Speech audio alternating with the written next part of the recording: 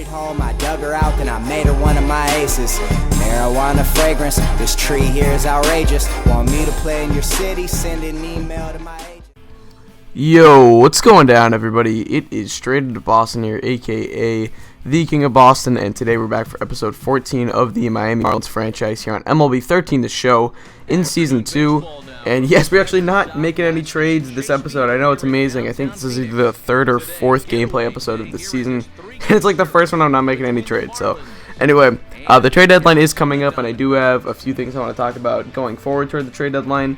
But for now, let me just introduce this gameplay. We're going up against the Arizona Diamondbacks, and we're both going to be wearing throwback uniforms. The Marlins are going to be wearing the old Florida Marlins uniform. The Diamondbacks are going to be wearing the early to mid-2000s Diamondbacks uniforms. So, a couple old colorways. Pretty interesting, I think, and I felt like just switching it up. You know, it is what it is. So, the pitching matchup today is going to be Wei-Yin Chen against Wade Miley. Battle of two left-handed southpaws, whatever you want to call them. Pretty good matchup. Two consistent pitchers. You know, not stat faces of any sorts, but still, you know, should be a good matchup. And you're going to see the lineups flash up on your screen as well. Pretty normal lineup for the Marlins, except we do have Starlin Castro leading off. Once I first traded them, I inserted them in the 3-hole, but we didn't really have a good 2-hole hitter, and I had Solano leading off. I like Solano more as the 2, Castro can lead off, and then we have a little bit less power and just consistent hitting in the middle of our lineup, but it's alright. Like I said in the last episode, I'm getting a lot better with this team at hitting the ball, and you're going to really see that in this episode. But anyway, before I start talking about the gameplay, I do want to talk about the trade deadline and what moves I could possibly make. So, I'm not sure if you guys, well, actually, I should reword this. Would you guys be open to me looking for deals for Wei-Yin Chen? Chen's been a pretty solid, consistent left-hander for us. I think he's around at 86 overall, but I did find a deal for our Lotus Chapman. It involves giving up Chen and a B potential pitching prospect, Andrew Heaney, and then I'd probably throw someone else in there to make it a little bit more fair. And that would get us our Lotus Chapman, so I'm not sure what you guys think of that deal or not. Like I said, I don't want to make it too lopsided, so I'll probably throw in another prospect with it. But, I don't know. Let me know what you think. I'd probably slot Chapman in as our closer, and then maybe think about transitioning him into a starting pitcher a couple years down the road. We'll see what happens with that. But, I don't know. I mean, Chen has some trade value, and he does have... he's under team control for another, 3 seasons, I believe. So, at least after this season. So, it's not like, my only concern is maybe he'll go to arbitration. Maybe he'll make a little bit too much money for my liking. Chapman's locked in on a cheap contract for 1 more year after that, and then I'd see where his contract would fall out after that. But either way, just let me know if you want me to try and look for deals for Wei-Yin Chen. Other than that, I don't have too many guys I'm going to be looking to deal. I would say maybe Luis Cruz, but I like Luis Cruz as our backup infielder. Other than that, none of our bench guys really have any trade value. If I could find a deal for John Buck, maybe. I don't know if people are in the market for a catcher, or if teams are in the market for a catcher. Other than that, we don't have much to trade. I'll probably try and deal away Ryan Webb and Michael Dunn because they've really underperformed for us. If I can package them for a little bit better of a reliever, I think I'll try to do that. I've been looking around for some deals for that. And if I do try to trade Wei-Yin Chen, I'm going to try and get either a young closer, so like I said, or Lotus Chapman potentially, or I could try to get Bruce Rondon or Heath Hembree.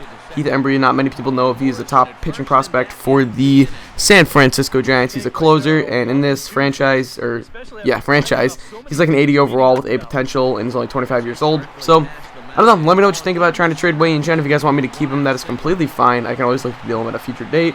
Maybe in the offseason, maybe next season, we'll see. But anyway, let's get into this gameplay. So the score right now is, I believe, 4-1. Yes, 4-1, Marlins on top. Cliff Pennington, or no, this is Gerardo Parra. He's going to hit this one. It will be fielded by Channel Fire on to first for the sure out. Didn't think we were going to be able to get 2, especially on Gerardo Parra, so I figured I'd just play it safe and get the out. Now the next batter is Paul Goldschmidt, the 1-1 count to him. He takes this one to deep center field, and this one is going to hit off of the very top of the wall in Arizona. I thought that was going to be a home run for a sec, but looks like, I don't know, I'm not really sure how the wall rules out there or whatever, how you get a home run in that. I have no idea. I thought that was a home run at first, but we do get Martin Prado to ground out right there. So now next inning for the Miami Marlins. Rob Brantley is going to work a walk here on, I believe, 6 or 7 pitches. So a good at-bat from Rob Brantley, being moved back down to the 8 hole, I believe, or the 7 hole. So Joe Katomer is up next, and Katomer hits this one to deep left field. That is going to one-hop up against the wall, fielded by Parra in left. He's going to fire it into the cutoff man, Pennington, who will fire home, and the play at the plate is not in time. Brantley just gets in there safely. Although I took a look at the replay, it looked like he should have been out. So now Wei-Yin Chen up next, and it is a suicide squeeze, and it works. Wei-Yin Chen pulls off the suicide squeeze, and we get 2 extra runs. So now your score is 6-1. Florida Marlins on top. So Cole DeVries would come in now later in the game. This is getting into, I believe, the 6th inning. Wade Miley would be pulled pretty early on after a rough day from him. Top of the 5th, I should say, and it's 6-2. Yasiel Puig is up. He's going to ground it, but Prado cannot field it cleanly at third base. So Yasiel Puig gets on base with a leadoff, I guess, error. I can't really call it a base hit. So anyway, that would be ruled an E5. Rough play there by Martin Prado. He will definitely be kicking himself for that one, because coming up next is going to be Logan Morrison, and the 1-2 count to him. Puig is off, and Puig is going to end up stealing second safely. He's not the fastest guy around, but I figured I could try to run on their catcher today, and it worked. So 3-2 count to Morrison. He's going to hit this one to deep center field. That one is going to be just over Adam Eaton's head, excuse me. So Morrison around second. He's going to head for third. He will get there easily. Yasiel Puig scores on the play, and the Marlins extend their lead to 7-2. Great inning by Logan Morrison there. He has heated up a little bit lately. I am very glad I decided not to trade him. I really do think he will be my first baseman for the future. Miguel Sano would be up next, and he's going to walk right there. So now we have runners on first and third for Rob Brantley, and the 2-1 count to him. Brantley is going to take this the other way into left field, so that'll be a base hit, and the Marlins extend their lead once again. Now it is 8-2, an offensive explosion from the team that is last in home runs right now in Major League Baseball. So really good sign right here from the Miami Marlins. 8-2, Katomer is up, and he's going to pop this one up to the center fielder. Adam Eaton is under it. He will get it right there. So that retires the side, but not before the Marlins tag on some extra insurance, and we extend our lead to 6 runs. So bottom of the 5th here is when Wei-Yin Chen would run into some trouble. Logan Forsythe, I believe that was. He's going to hit that one down the left field line. Fielded by Katomer. He will fire it in there to the cutoff man, or to second base, and we will hold Forsythe to a leadoff single for the Arizona Diamondbacks. So now the next batter for the Diamondbacks is going to be pinch hitter Cody Ross, who's going to hit this one to deep left field, and that one is gone. So a 2-run pinch hit home run. He was pinch hitting in place of Cole DeVries. So Cody Ross gets a 2-run shot, and the lead is back down to 4. So a good piece of hitting right there by Cody Ross. And the Diamondbacks are not going to go away just yet. They have cut the lead back down to 4. Chen has been okay at this point, but nothing special. So the Diamondbacks are not going to go away. Now it's 8-4, as you can see the 6th inning recap here. Notable performances out of Giancarlo Stanton and Paul Goldschmidt. And Wei-Yin Chen was solid. He wasn't anything special today, but that's all right. He would be pulled after 5 innings. Tom Kohler is on to pitch the bottom of the 6th. He would have a 1-2-3 6th. So we're going to advance to the bottom of the 7th inning now. Adam Eaton is your leadoff hitter, and he is going to hit that one into left field for a base hit. Katomer over to field. He'll fire on to second base, but Eaton is on with a leadoff single. With Eaton's speed and base running ability, it should be not too hard for the Arizona Diamondbacks to try and drive him in here. We'll see what they can do.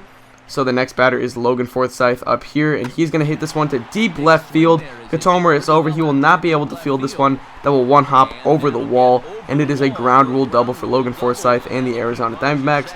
Now they get runners on second and third with no outs. Miguel Montero is up next, the 1-2 count. Montero hit this one to Castro at short. He will fire on to first for the out. That will be the first out of the inning, however, so the run does score. So now the Diamondbacks get a run back, and they still are in a good chance to score another one. Adam Eaton will be a little bit banged up on the play right there.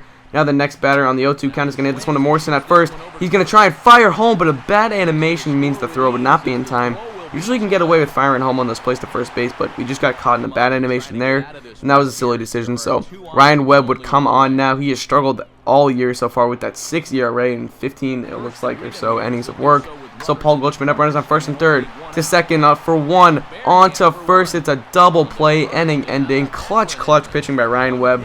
I was really glad that I brought him in because I knew he had that sinker, so I knew I could try to induce a ground ball, and we got lucky with the double play right there. So Drew Storen would come on to pitch now in the top of the 8th inning for the Arizona Diamondbacks. The lead is 8-6. The Diamondbacks are still in this game, so they're bringing on one of their strong relievers. Miguel Sano is up to lead off the inning. First pitch to him, he's going to hit this one past Prado at third. Prado's rough day in the field continues, so we get a leadoff base runner.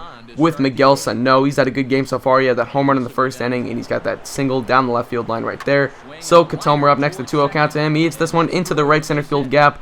That will be down. It looks like it will be fielded by Eric Hinske in center field. He did replace the injured Adam Eaton, but Katomer is into second base with another double. So now we got runners on second and third with no outs, I believe, and Patrick Corbin would come on to pitch now for the Arizona Diamondbacks. Drew Storen was not effective in his brief appearance. So next batter is going to be a pinch hitter for the pitcher. John Buck will come up. He's had a clutch couple of hits so far this season for the Marlins. Hopefully he could continue that clutch inning. 2-out count to him. He hits this one past the infield, which was in. And now we're going to wave around Katomer from second. The throw home will be not in time, and it's a 2 RBI double for John Buck. So really clutch hitting by Buck once again. Like I said, great veteran leadership off the bench, and I'm just really satisfied with what he's done this year. So now Solano up here with a runner on third, and that is going to be into the left field gap for an extra base hit. It will be fielded by Hinske. Will fire into the cutoff man. Solano will be held with the double, but that double will score a run. So the Marlins are on top 11-6.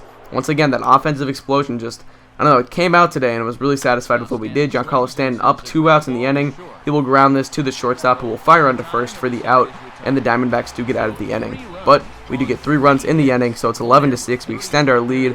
Hopefully we can save our closer, Jim Henderson, for an extra day. Michael Dunn is on now. He's 2-4 with a 4.5 ERA so far in 28 innings of work. Hopefully he can close the door, or shut the door, I should say. A 1-2 count. This will be hit to Logan Morrison in foul territory. Morrison is over to field it. He's got it, and that will end the ball game. So the Florida Marlins, or the Miami Marlins, whatever you want to call them, depending on their uniforms or whatever, they end up escaping with the win. They sweep the Arizona Diamondbacks, an impressive sweep. This is the 3rd game of a 3-game set, and the Marlins are looking good ever since we acquired Starlin Castro and Matt Moore. The team has been playing a little bit better, and it's just been a good vibe going around for the Marlins lately. So hopefully we continue this hot streak. I'm looking for this team to go 500 this year. That would be the ultimate goal. Anyway, that's pretty much going to wrap up this video, so you guys can go follow me on Twitter, like me on Facebook, and you can go follow my sports blog. All 3 links are in the description below. Thank you guys for watching. I hope you did enjoy, and as always, I'm out. Peace.